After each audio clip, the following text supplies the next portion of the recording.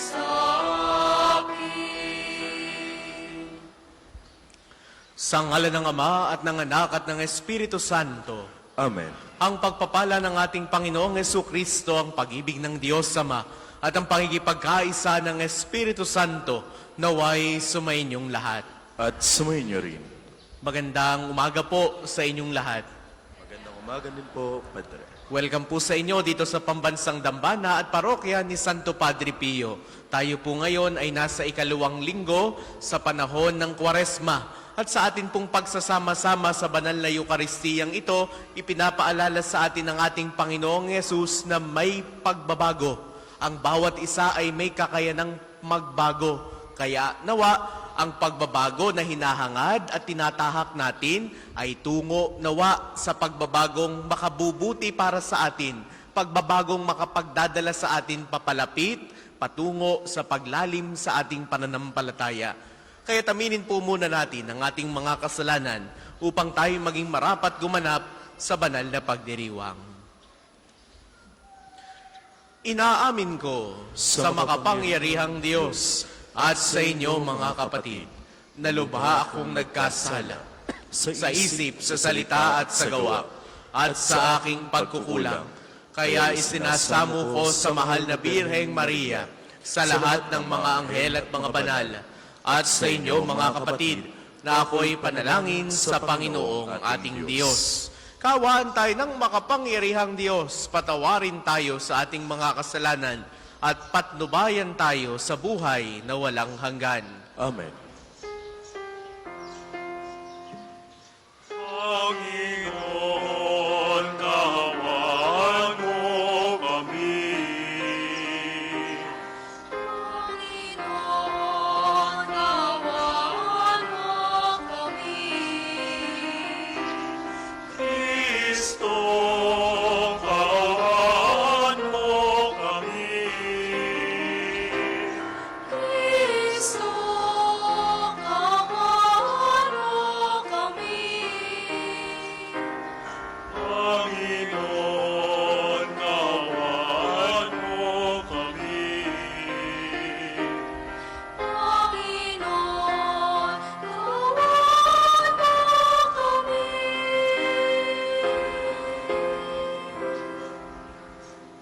Manalangin tayo.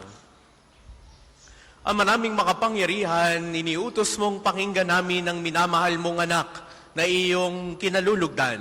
Kami naway makapakinabang sa iyong salita upang sa pagdalisay nito sa aming kalooban, kami ay lumigaya sa pagkakita sa iyong liwanag sa pamamagitan ni Jesucristo, kasama ng Espiritu Santo magpasawalang hanggan. Amen.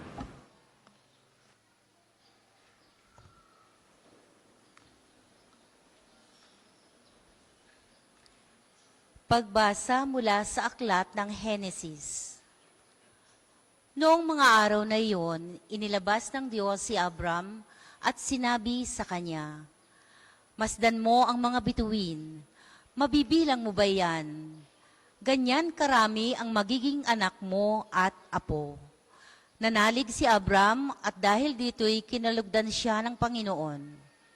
Sinabi pa ng Panginoon kay Abram, "Ako ang kumuha sa iyo sa Ur ng Kaldeya upang ibigay sa iyo ang lupaing ito." Itinanong naman ni Abram, "Panginoong aking Diyos, paano ko malalamang ito'y magiging akin?" Sinabi sa kanya, "Dalhan mo ako ng isang baka, isang kambing at isang tupa. Bawat isa'y 3 taon ang gulang. Magdala ka rin ng isang kalapati at isang bato-bato." Dinala nga ni Abram ang lahat ng iyon at biniyak ang bawat isa, maliban sa mga ibon. Inihanay niyang magkakatapat ang pinaghating hayop. Bumaba ang mga buwitre upang kanin ito, ngunit itinaboy sila ni Abram. Nang kumikiling na ang araw, nakatulog ng mahimbing si Abram at nagkaroon ng isang nakatatakot na pangitain. Pagkalubog ng araw at laganap na ang dilim, biglang may lumitaw na palayok na umuusok at maningas na sulo na dumaan sa pagitan ng pinatay na mga hayop. At nang mga araw na yaon, Nakipagtipan ang Panginoon kay Abram. Wika niya, nangangako ako na ibibigay sa lahi mo ang lupaing ito, mula sa hangganan ng Ehipto hanggang sa ilog Euphrates.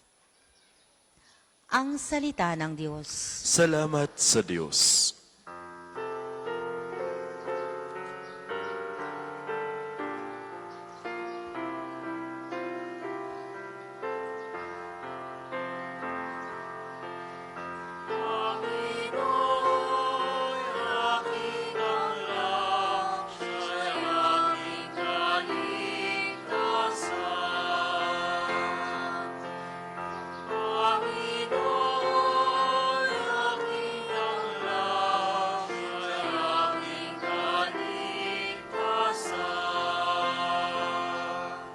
Tanglaw ko'y ang poon, aking kaligtasan.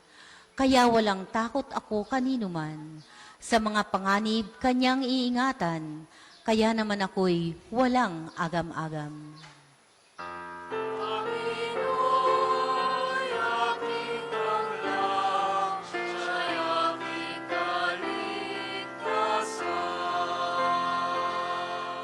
O Diyos, ako'y dinggin sa aking pagtawag. Lingapin mo ako sa aking mahabag. Ang paanyaya mo'y lumapit sa akin. Huwag kang magkukublit, kita'y hahanapin.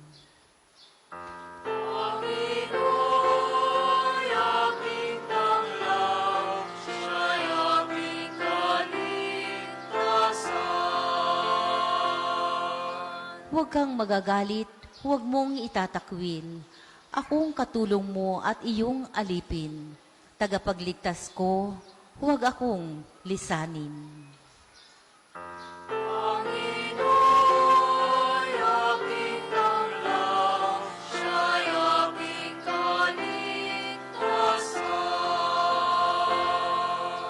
Ako'y nananalig na bago mamatay. Masasaksihan ko ang iyong kabutihan na igagawad mo sa mga hinirang. Sa Panginoong Diyos, tayo'y magtiwala. Ating patatagin ang paniniwala. Tayo'y umasa sa kanyang kalinga.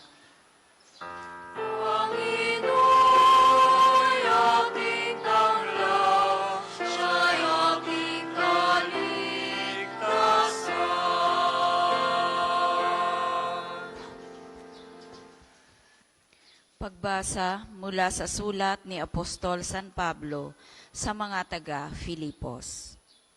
Mga kapatid, magkaisa kayong tumulad sa halimbawang ipinakita ko sa inyo.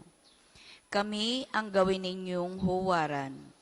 Masdan ninyo ang lahat ng sumusunod sa mga halimbawang ito.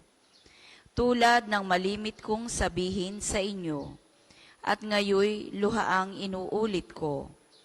Marami ang namumuhay bilang mga kaaway ng krus ni Kristo.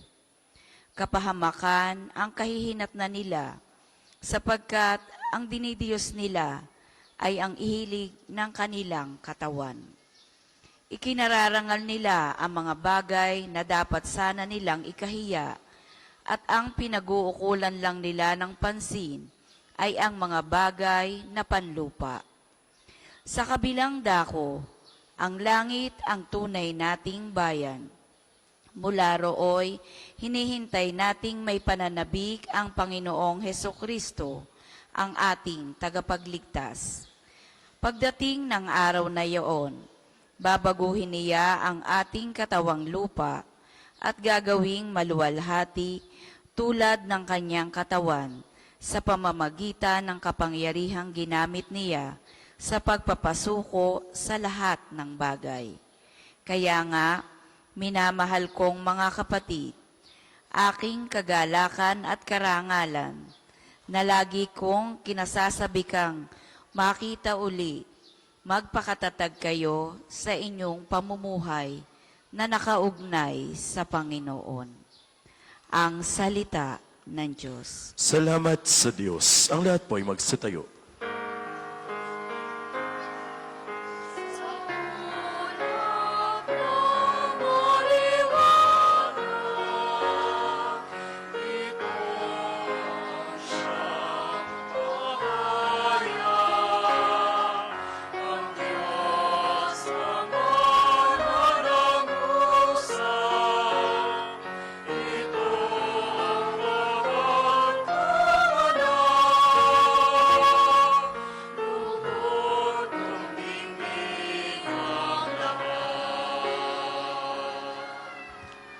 Sumainyo ang Panginoon. At sumainyo rin. Ang mabuting balita ng Panginoon ayon kay San Lucas. Papuri sa iyo, Panginoon. Noong panahong iyon, umakyat si Jesus sa bundok upang manalangin. Isinama niya sina Pedro, Juan at Santiago. Samantalang siya'y nananalangin, nagbago ang anyo ng kanyang muka. Nagningning ang kanyang kasuotan na naging puting-puti. Di kaginsa-ginsay lumitaw ang dalawang lalaki, sina Moises at Elias, na napakitang may kaningningan at nangipag-usap sa kanya. Pinag-usapan nila ang nalalapit na pagpanaw ni Jesus na magaganap sa Jerusalem. Tulog na tulog si Pedro at ang kanyang mga kasama. Ngunit sila'y biglang nagising at nakita nila si Jesus na nagdiningning at ang dalawang lalaking nakatayo sa tabi niya. Nang papaalis na sa tabi ni Jesus ang mga lalaki, sinabi ni Pedro, "Guro, mabuti pa'y dumito na tayo. Gagawa po kami ng 3 kubol. Isa sa inyo, isa kay Moises, at isa kay Elias." Ang totoo'y hindi niya nalalaman ang kanyang sinasabi. Nagsasalita pa siya nang matakpan sila ng isang ulap at sila'y natakot at may isang tinig mula sa alapaap na nagsabi, "Ito ang aking anak, ang aking hinirang, siya ang inyong pakinggan." Nang tumigil ang tinig, nakita nilang nag-iisa na si Jesus at hindi muna sinabi ng mga alagad kanino man ang kanilang nakita. Ang mabuting balita ng Panginoon. Pinupuri ka namin, Panginoong Hesukristo. Sa inyo pong lahat na naririto at nakikibahagi sa ating banal na pagdiriwang, sa mga sumasama po sa atin sa pamamagitan ng ating Facebook Live, sa mga pilgrims pong naririto, mga deboto, mga namimintuho kay Padre Pio at humihiling ng kagalingan sa kanyang pamamagitan. Sa inyo pong lahat na naririto, naghahangad ng pagbabago, muli po, magandang umaga sa inyong lahat. Kapag may nakita po tayong bata na cute, kaputi, kataba ng pisngi, namumula-mula, ang sinasabi natin ay, kakit ng batang ito, sana'y wag nang magbago, sana'y wag nang lumaki.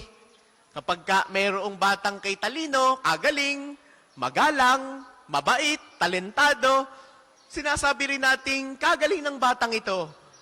Kanino kaya nagmana? Sino kaya ang mga magulang nito? Sana'y wag nang magbago. Mga minamahal kong kapatid, ito yung ating pagtingin. Kapag kontento na tayo, kapag okay tayo, kapag ayos ang ating sitwasyon, we do not want to change things. But in reality, sa buhay natin bilang tao, there is one thing that is constant.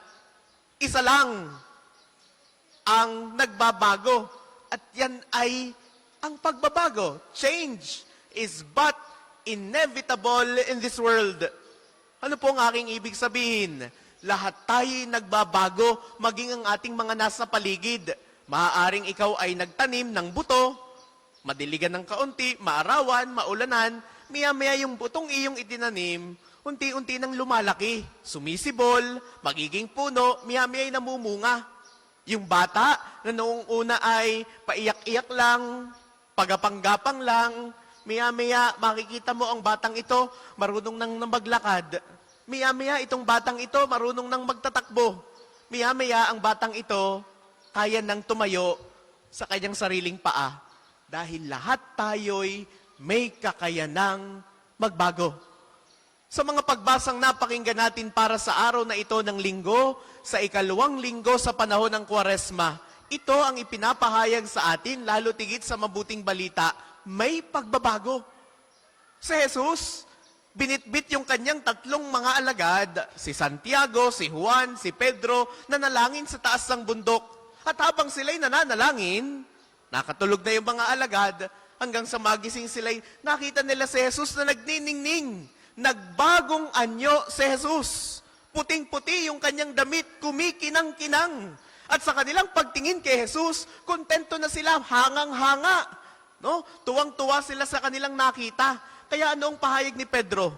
Panginoon, mabuti pang dupito na tayo. Ayaw na nilang bumaba. Kontento na sila eh. Masaya na sila. Nakita na nila ang magiging anyo ni Jesus pagkatapos ng muling pagkabuhay. Jesus was transfigured. Siya'y nagbago. Kaya nga, sa atin pong pagninilay para sa araw na ito, tandaan natin, number 1, ang Kwaresma ay panahon ng pagbabago. Ang pagbabagong anyo ni Jesus ay paanyaya para sa ating personal, sa ating sariling pagbabago. Sa panahon ng Kwaresma, tinatawag tayo ng Diyos na magbagong loob, na lumalim sa ating pananampalataya at talikuran yung mga bagay na humahadlang sa atin upang mas mapalapit sa Diyos. Ang tunay na pagbabago, hindi lang panlabas, hindi lang itsura ang nagbabago, hindi lang yung hugis ng katawan ng tao ang nagbabago. May pumapayat, may tumataba, may tumatangkad. Hindi lamang ito ang pagbabago. Ang pagbabago nawang maranasan natin ngayong panahon ng Kwaresma ay isang pusong handang magpakumbaba at isang pusong handang bumalik sa Diyos. This is the change that we want. Ito yung pagbabagong gusto rin ng Diyos para sa atin. Dahil tandaan natin, number 1, ang panahon ng Kwaresma ay panahon ng pagbabago. Ikalawang punto, pakinggan natin si Jesus. Pagkatapos sa magbagong anyo ni Jesus, sa mabuting balita kanina, narinig natin na may tumaklob na ulap sa ibabaw nila at may narinig silang nagsalita. Ang Diyos. Ano ang sabi ng Diyos? Heto ang aking anak. Pakinggan ninyo siya.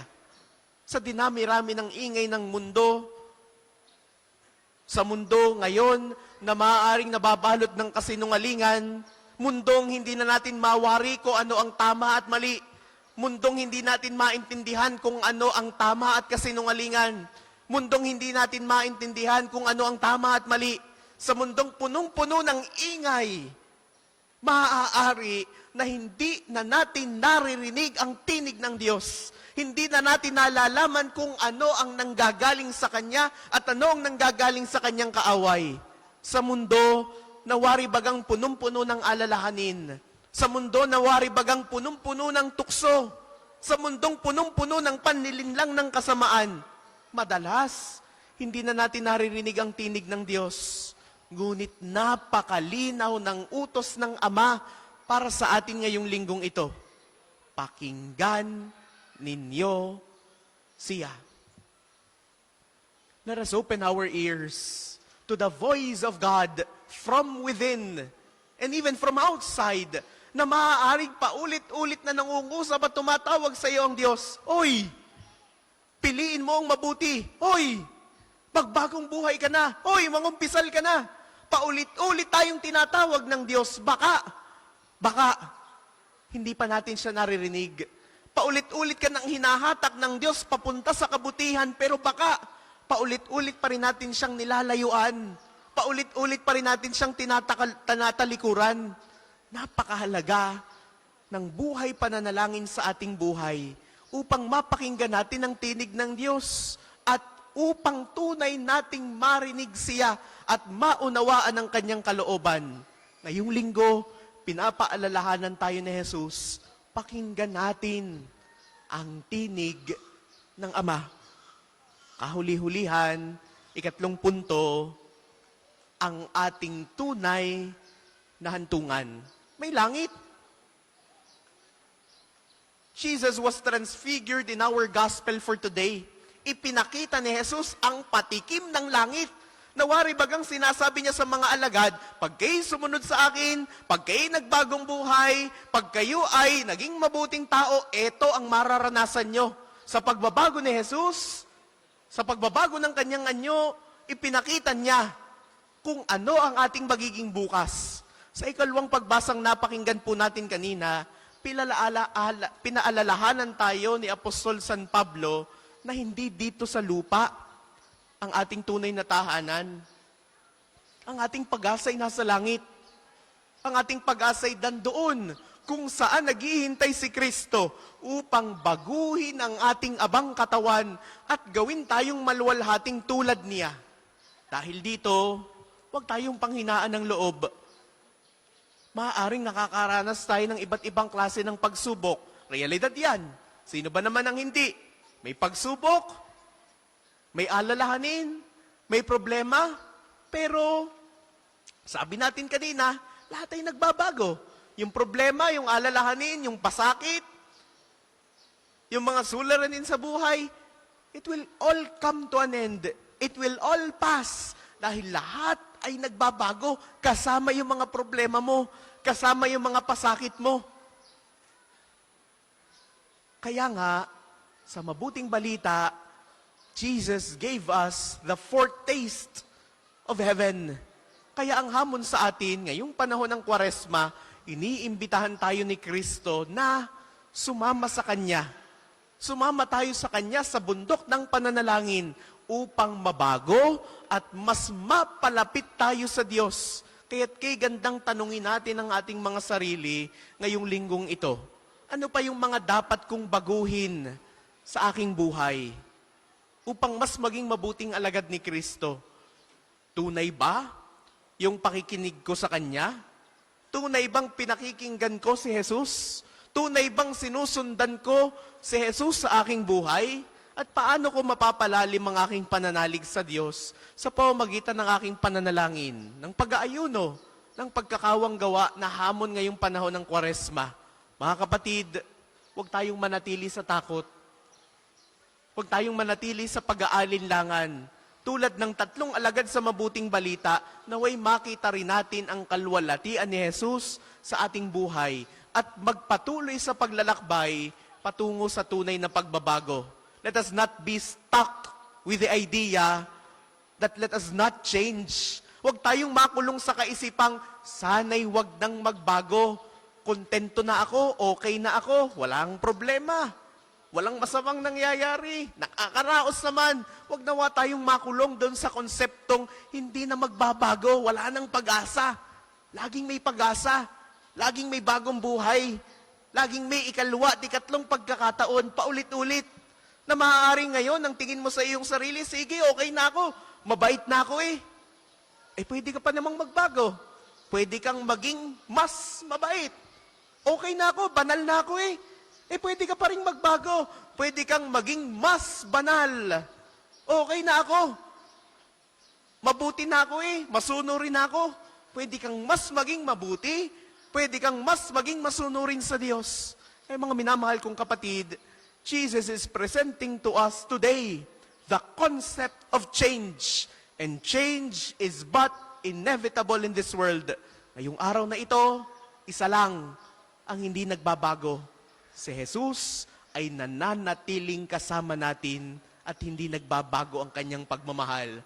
Kahit gaano tayo kataksil, kahit gaano tayo kasama, kahit gaano natin siya paulit-ulit na tinatalikuran, hari nawa, patuloy nating hangarin ang pagbabago sa ating buhay. Ang lahat po ay magsitayo. Ipapahayag natin ang ating pananampalataya. Sumasampalataya ako sa Diyos amang makapangyarihan sa lahat, na may gawa ng langit at lupa. Sumasampalataya ako kay Jesucristo, isang anak ng Diyos, Panginoon ating lahat. Nagkatawang tao siya lalang ng Espiritu Santo, ipinanganak ni Santa Mariang Birhen, pinagpakasakit ni Poncio Pilato, ipinako sa krus, namatay, inilibing, nanaog sa kinaroroonan ng mga yumao, nang may 3 araw na buhay na maguli, umakyat sa langit, naluluklok sa kanan ng Diyos sa mga makapangyarihan sa lahat. Doon magmumulang paririto at hukom sa nangabubuhay at nangamatay na tao. Sumasampalataya naman ako sa Diyos Espiritu Santo, sa banal na simbahang katolika, sa kasamahan ng mga banal, sa kapatawaran ng mga kasalanan, sa pagkabuhay na maguli ng nangamatay na tao, at sa buhay na walang hanggan. Mga kapatid, lumapit tayo sa ating maawaing Ama. Hingin natin ang mga biyayang magpapalakas sa atin sa pagsunod sa mga halimbawa ni Kristo. Ang atin pong itutugon sa bawat panalangin, Panginoon, kaawaan mo kami at dinggin. Panginoon, kaawaan mo kami at dinggin. Para sa Santa Iglesia Katolika, upang ang matibay na pananalig ni Abraham ay matularan ng lahat ng mananampalataya at buong katapatan nawang makapagbalik loob ang sambayan ng naghahanda sa pakikiisa sa kaluwalhatian ni Kristo. Manalangin tayo. Panginoon, kaawaan mo kami at dinggin. Para sa mga bansa, upang ang kaningningan ni Kristo na namalas ng mga alagad ay mabanaag ng sanlibutan at biyayaan nawa ito ng Diyos na mga tagapamunong tumutulad sa mga halimbawa ni Kristo. Manalangin tayo. Panginoon, kaawaan mo kami at dinggin. Para sa mga taong nasa iba't ibang uri ng kahirapan at pagdurusa, upang ang pag-asang dulot ng malalim na pananalig ay kanilang matamo, at nawa sagipin sila ng kanilang pananampalataya sa Diyos sa kanilang nagiging pakikiisa sa krus ni Kristo. Manalangin tayo. Panginoon, kaawaan mo kami at dinggin. Para sa ating lahat, upang ang mga halimbawa ni Kristo ay matularan natin sa ating pamumuhay at maging bukal nawa sa atin ang pagbabalik loob. Manalangin tayo. Panginoon, kaawaan mo kami at dinggin. Amang butihin, gawin mo nawa kaming matapat sa ginagawa naming pagpapakasakit para sa kaligtasan ng lahat. Panibaguhin mo nawa ang aming buong katauhan habang naglalakbay kami patungo sa iyo sa pamamagitan ni Hesu Kristo, nabubuhay at naghaharing kasama mo at ng Espiritu Santo, Diyos, magpasawalang hanggan. Amen. Para po sa mga maghahandog ng sobre, pakihulog na lamang po sa buslo.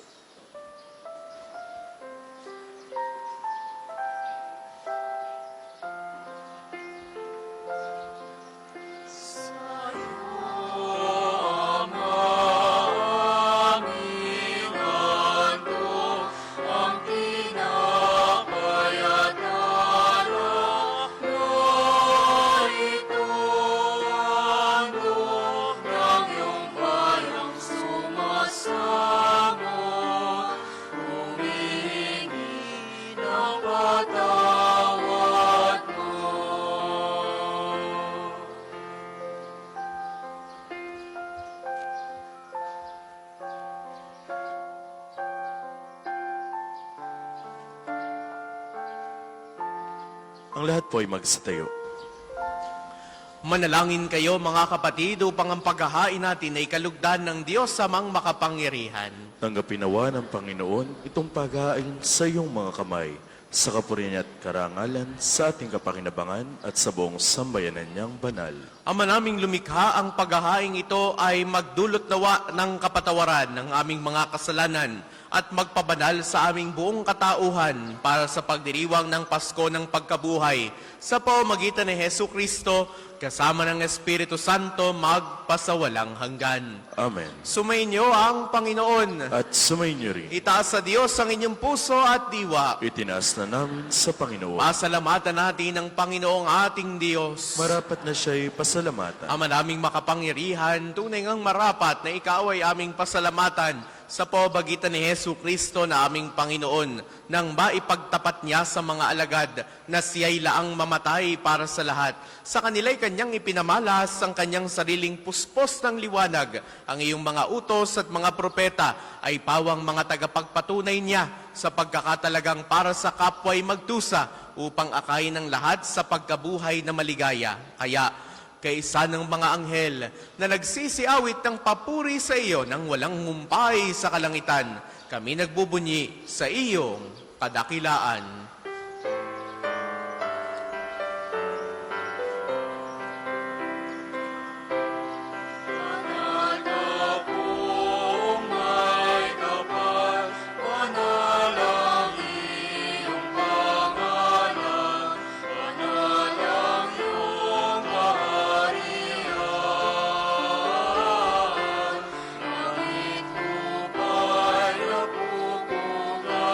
Sa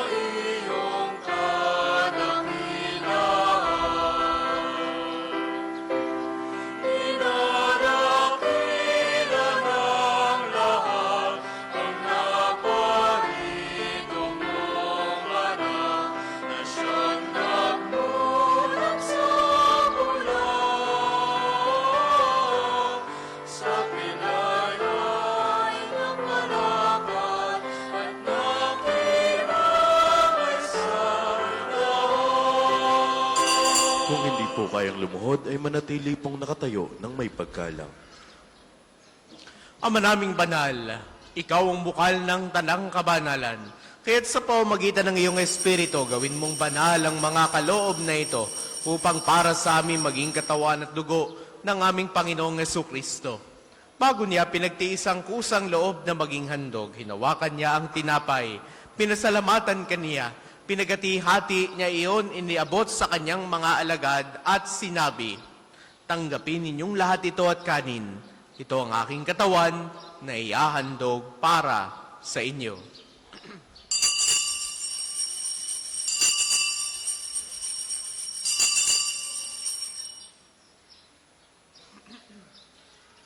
Gayun din naman noong matapos ang hapunan, hinawakan niya ang kalis, muli kanyang pinasalamatan. Iniabot niya ang kalis sa kanyang mga alagad at sinabi, "Tanggapin ninyong lahat ito at inumin. Ito ang kalis ng aking dugo ng bago at walang hanggang tipan. Ang aking dugo na ibubuhos para sa inyo at para sa lahat. Sa ikapagpapatawad ng mga kasalanan, gawin ninyo ito sa pag-alala sa akin."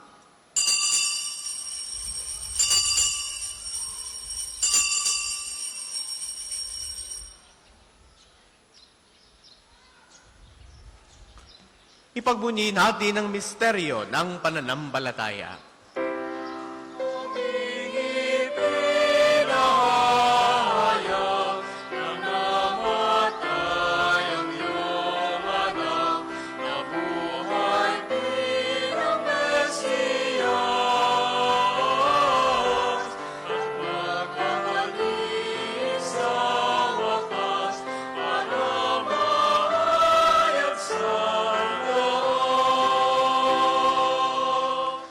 Ama, ginagawa namin ngayon ang pag-alala sa pagkamatay at muling pagkabuhay ng iyong anak. Kaya tiniaalay namin sa iyo ang tinapay na nagbibigay buhay at ang kalis na nagkakaloob ng kaligtasan. Kami nagpapasalamat dahil kami iyong minarapat na tumayo sa harap mo para maglingkod sa iyo. Isinasamo namin kaming magsasalo-salo sa katawan at dugo ni Kristo ay mabuklod sa pagkakaisa sa pamamagitan ng Espiritu Santo. Ama, lingapin mo ang iyong simbahang laganap sa buong daigdig. Puspusin mo kami sa pag-ibig. Kaisa ni Francisco na aming Papa, ni Gilbert na aming Obispo, at ng Tanang Kaparian. Alalahanin mo rin ang mga kapatid naming nahimlay, nang may pag-asang sila'y muling mabubuhay. Gayon din ang lahat ng mga pumanaw. Kaawaan mo sila at patuloyin sa iyong kaliwanagan, kaawaan mo, at pagindapatin kaming lahat na makasalo sa iyong buhay na walang wakas. Kaisa ng mahal na Birheng Maria na ina ng Diyos, ni San Jose na kanyang kalinis-linisang esposo, kaisa ng mga apostol at ng lahat ng mga banal na namuhay dito sa daigdig ng kalugod-lugod sa iyo, may pagdiwang nawa namin ang pagpupuri sa ikararangal mo sa pamamagitan ng iyong anak na aming Panginoong Jesucristo. Sa pamamagitan ni Kristo, kasama niya at sa Kanya ang lahat ng parangal at papuri ay sa iyo, Diyos amang makapangyarihan, kasama ng Espiritu Santo, magpasawalang hanggan.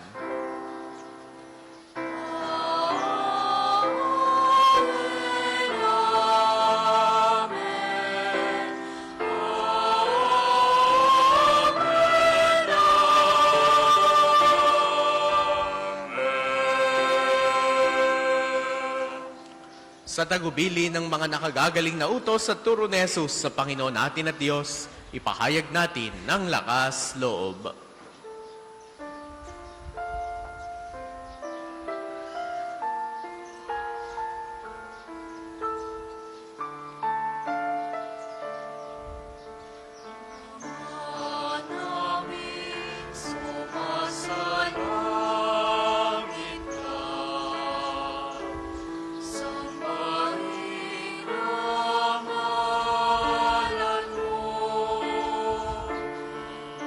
Sa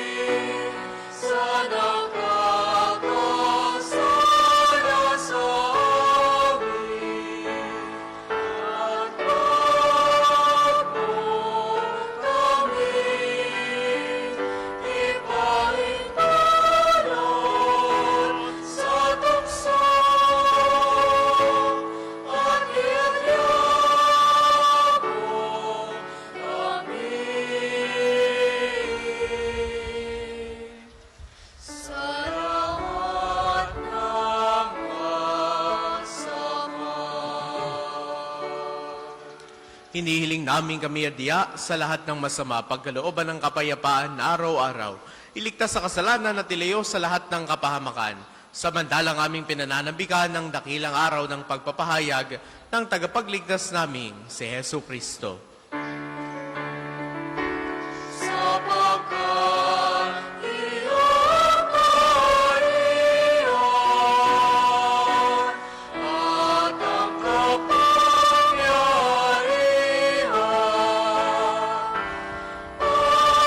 at ang kapurihan magpapakailanman. Panginoong Jesucristo, sinabi mo sa iyong mga apostol, kapayapaan ang iniiwan ko sa inyo, ang aking kapayapaan ang ibinibigay ko sa inyo.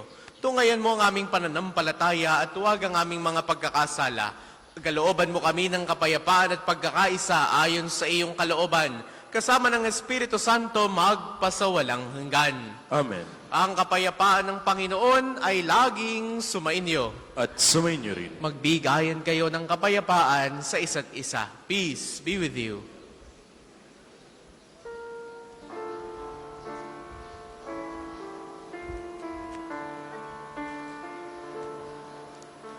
Kordero ng Diyos na nag-aalis ng mga kasalanan ng sanlibutan. Maawa ka sa amin. Maawa ka sa amin. Kordero ng Diyos na nag-aalis ng mga kasalanan ng sanlibutan, maawa ka sa amin. Maawa ka sa amin. Kordero ng Diyos na nag-aalis ng mga kasalanan ng sanlibutan, ipagkaloob mo sa amin ang kapayapaan. Kung hindi po kayong lumuhod, ay manatili pong nakatayo ng may paggalang. Ito ang kordero ng Diyos. Kung nag-aalis ang mga kasalanan ng sanlibutan, mapalad ang mga inaanyayahan sa kanyang piging. Panginoon, hindi ako karapat-dapat na magpatuloy sa iyo. Ngunit sa isang salita mo lamang ay gagaling na ako.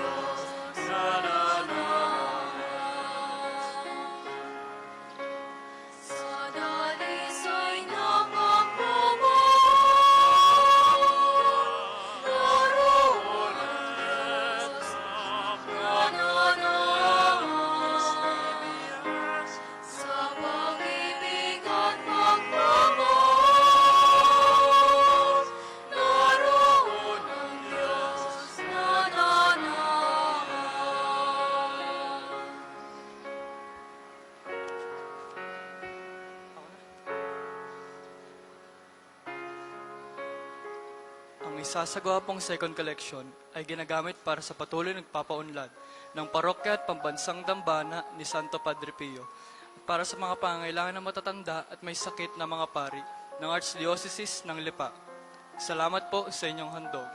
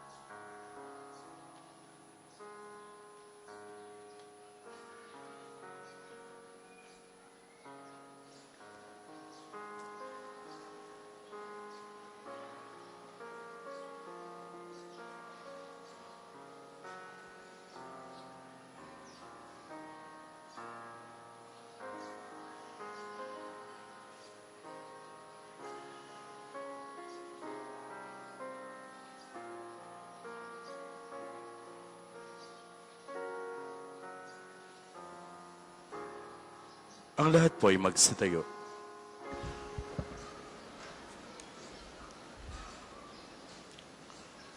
Manalangin tayo. Ama naming mapagmahal, kaming pinapakinabang mo sa dakilang pagliliwanag sa bagong anyo ng iyong anak ay tumatanaw ng utang na loob sa iyo sapagkat kahit ngayon paman sa lupang ibabaw, pinapagsalo mo na kami sa kariktan ng kalangitan. Sa pamamagitan ni Hesu Kristo, kasama ng Espiritu Santo, magpasawalang hanggan. Amen. Sama-sama po nating dasalin ang mga sumusunod na panalangin. Panalangin ng pagtitiwala kay Santo Padre Pio. Padre Pio, taga Pietrelcina, mongheng banal, pintakasing santo ng milenyong kasalukuyan, gabay namin sa pagtahak sa landasing makalangit, takbuhan sa pangangailangan, huwaran ng pagtitiis. Sa iyo namin inilalapit aming mga kagipitan. Sa iyo po'y binibilin kalusugan at kabuhayan.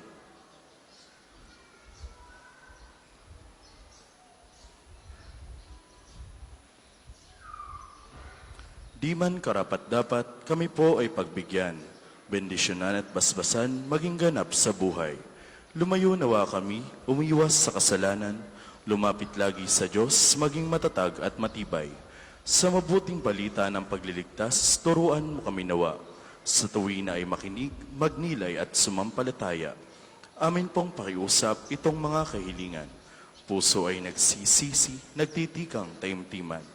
Di na muling magkasala, sunod lagi sa Diyos Amang, kaisa ng Espiritu at ni Jesus na tagapamagitan. Amen.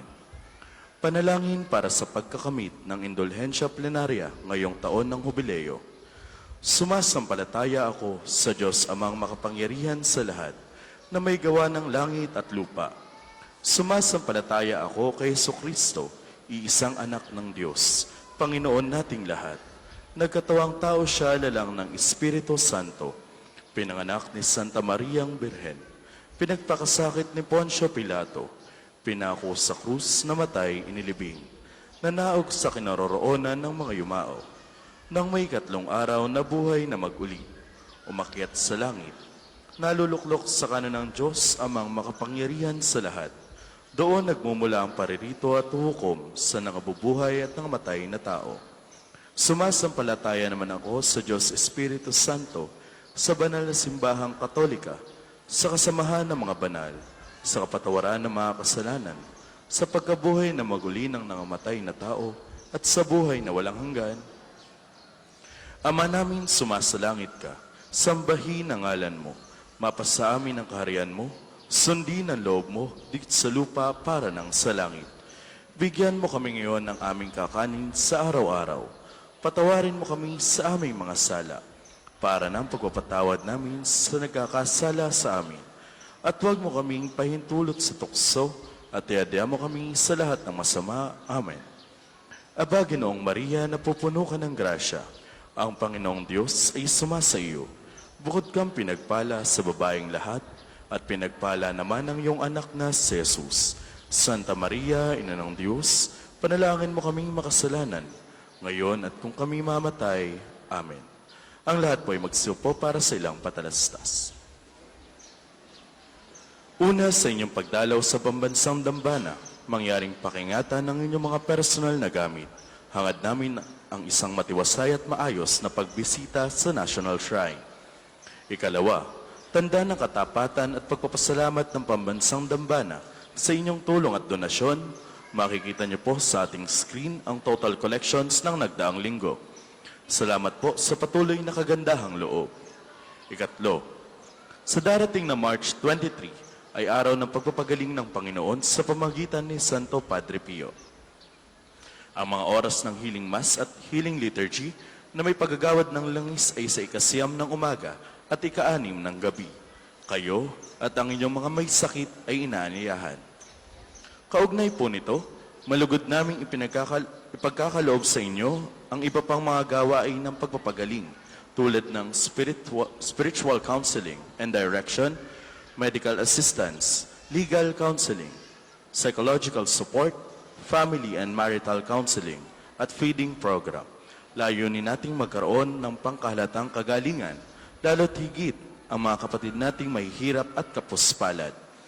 Sa mga lubos na nangangailangan ng pagkonsulta, kayo po ay makipag-ugnayan na agad sa ating opisina para sa pagpapalista at reservation. Ang susunod pong misa ay sa ganap na 2 ng hapon. Maraming salamat po at mangyaring panatilihin natin ang kalinisan, katahimikan at diwa ng panalangin sa loob at labas ng ating simbahan. Sa ngalan po ng Ministry for the Youth, ng ating pong parokya at pambansang dambana ni Santo Padre Pio, kami po ay taus-puso ang pasasalamat sa mga sumuporta sa isinagawa pong cake raffle para po sa misang ito ng alas 11 ng umaga. Ito pong cake raffle na ito, gaya ng binanggit natin bago magsimula ang ating pong banal na misa, ay fundraising program ng mga kabataan para po sa ating isinasagawang paghahanda para sa pagsasadula o pagtatanghal ng Live Stations of the Cross dito po sa atin sa pambansang dambana sa darating pong mahal na araw. Para po sa nanalo, ngayon pong misa ng alas 11,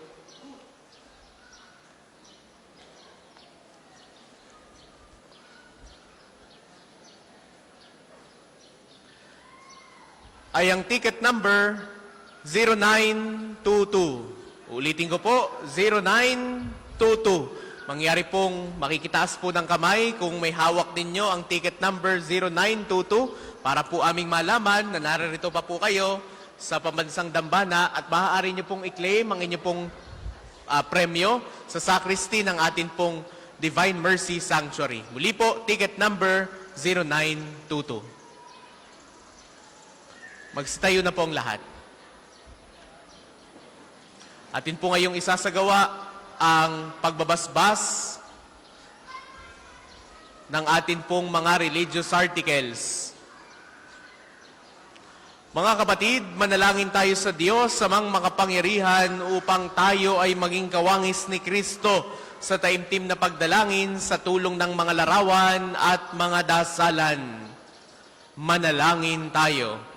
O Panginoong Diyos, Ikaw ang bukal ng lahat ng pagpapala at biyaya. Ibuhos po ninyo ang inyong bendisyon Sa mga gamit na ito sa pananalangin, ang mga rosaryong aming daladala, imahe ng Panginoon, ng mahal na birhen ng mga santo, lalo tigit ni Santo Padre Pio, mga dasalan, langis, miracle rub sa tiling bundles, na nagpapaalala ng iyong kabutihan, kabanalan at pagmamahal sa amin, upang ang lahat na dumulog at magdasal gamit ang mga ito ay magtamo ng iyong awa at biyaya. Loobin mong tularan nila ang kabanalan at aral ng Panginoon at ng mga santo magpasawalang hanggan. Amen. Tayo pong lahat, Ama namin, sumasalangit ka. Sambahin ang ngalan mo. Mapasa amin ang kaharian mo. Sundin ang loob mo dito sa lupa para nang sa langit. Bigyan mo kami ngayon ng aming kakanin sa araw-araw. Patawarin mo kami sa aming mga sala para ng pagpapatawad namin sa mga nagkakasala sa amin. At huwag mo kaming pahintulot sa tukso at iadya mo kami sa lahat ng masama. Amen. Aba, Ginoong Maria, napupuno ka ng grasya. Ang Panginoong Diyos ay sumasa iyo. Bukod kang pinagpala sa babaeng lahat at pinagpala naman ang iyong anak na si Jesus. Santa Maria, Ina ng Diyos, panalangin mo kaming makasalanan, ngayon at kung kami mamatay. Amen. Luwalhati sa Ama, sa Anak, at sa Espiritu Santo, kapara noong una, ngayon, at magpasawalang hanggan. Amen. Ama namin, sumasalangit ka, sambahin ang ngalan mo. Mapasa amin ang kaharian mo, sundin ang loob mo dito sa lupa para nang sa langit. Bigyan mo kami ngayon ng aming kakanin sa araw-araw. Patawarin mo kami sa aming mga sala, para ng pagpapatawad namin sa nagkakasala sa amin. At huwag mo kaming pahintulot sa tukso, at iadya mo kami sa lahat ng masama. Amen. Aba, Ginoong Maria, napupuno ka ng grasya. Ang Panginoong Diyos ay sumasa iyo. Bukod kang pinagpala sa babaeng lahat, at pinagpala naman ng iyong anak na si Jesus. Santa Maria, Ina ng Diyos, panalangin mo kaming makasalanan, ngayon at kung kami mamatay. Amen. Luwalhati sa Ama, sa Anak, at sa Espiritu Santo, kapara noong una, ngayon, at magpasawalang hanggan. Amen. Ama namin, sumasalangit ka. Sambahin ang ngalan mo. Mapasa amin ang kaharian mo. Sundin ang loob mo dito sa lupa para nang sa langit. Bigyan mo kami ngayon ng aming kakanin sa araw-araw. Patawarin mo kami sa aming mga sala, para ng pagpapatawad namin sa nagkakasala sa amin. At huwag mo kaming pahintulot sa tukso, at iadya mo kami sa lahat ng masama. Amen. Sumainyo ang Panginoon. At sumainyo rin. Naway pagpalain kayo ng makapangyarihan at laging nagmamahal sa ating Diyos, ang Ama at Anak at Espiritu Santo. Amen. Taglay ninyo sa inyong pag-alis ang kapayapaan ni Kristo. Salamat sa Diyos.